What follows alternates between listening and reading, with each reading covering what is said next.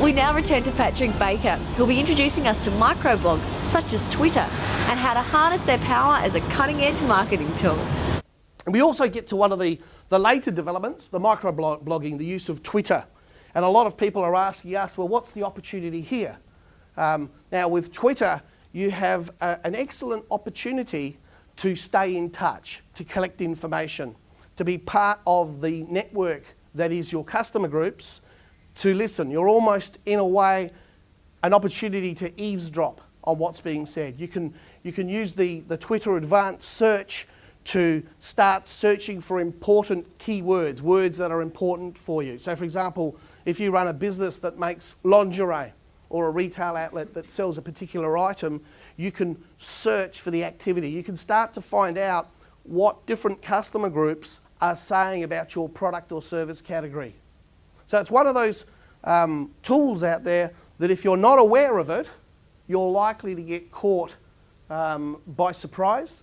The chances are that with the amount of notoriety that Twitter has had, particularly with the US presidential campaign and the noise that was created there, you'll find that the usage growth will continue to escalate. And if it's escalating, what it means is that your customer groups are using it. So you need to understand what's happening. It's a brilliant tool for collecting information. That's exciting. There are opportunities to use it as a promotional tool. I'd say this one's even more delicate than, say, getting things such as your Facebook promotions right. This is one where you'd want to be very careful. And you need to bear in mind that your approach to it, again, needs to be fairly open and honest. And there's a basic formula that I use, that quality communication multiplied by reaching your most attractive target groups, multiplied by reaching them with enough frequency. This is normally where your sales come from.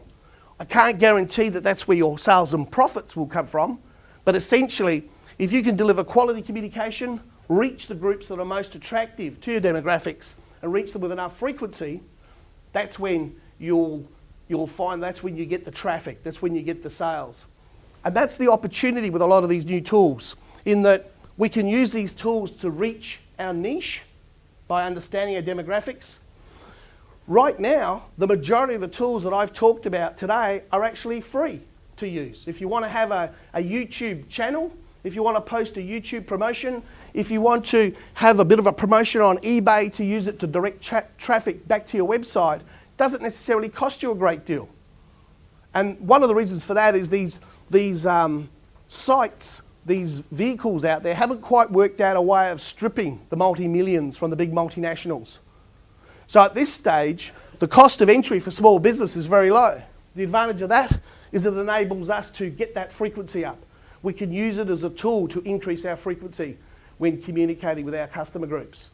And what it may do is result in a fairly modest trickle of business back to your website, a trickle of business back to your bricks and mortar site.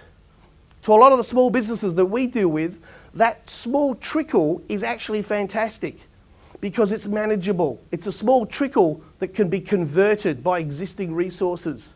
We don't end up swamping them. We don't get bottlenecks. We don't send alienated customers away, never to deal with us again. We're generating a small trickle of traffic which can then be converted. But in essence, what we need to do is make sure we've got quality in all aspects of our communication.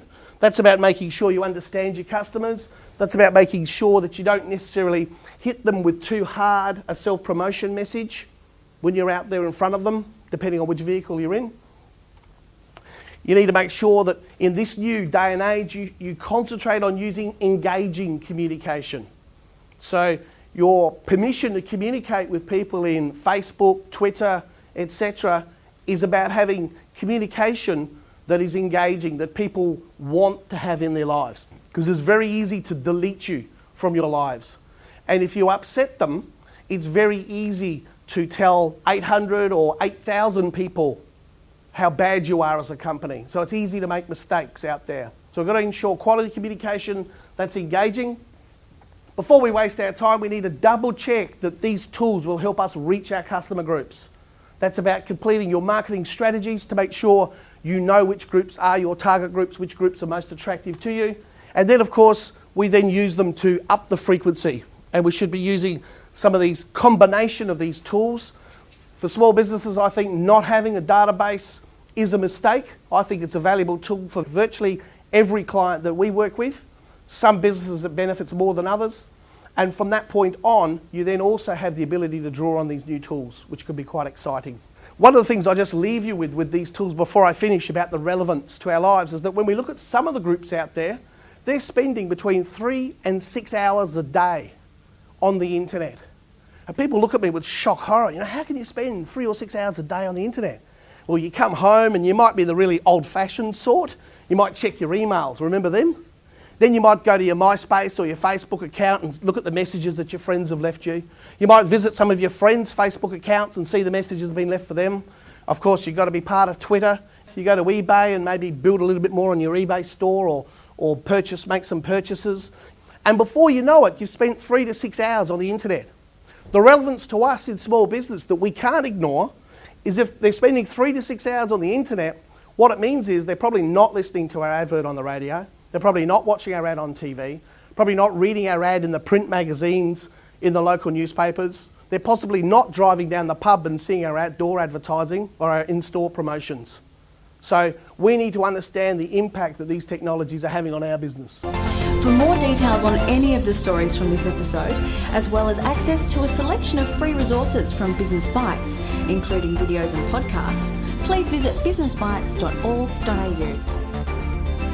The featured segments in Business Bites contain business advice of a general nature and do not take into account specific circumstances. To discuss your own specific business needs, please contact your local Business Enterprise Centre on 1300 132 232 or visit becnetwork.com. Thank you for watching Business Bites. See you again soon.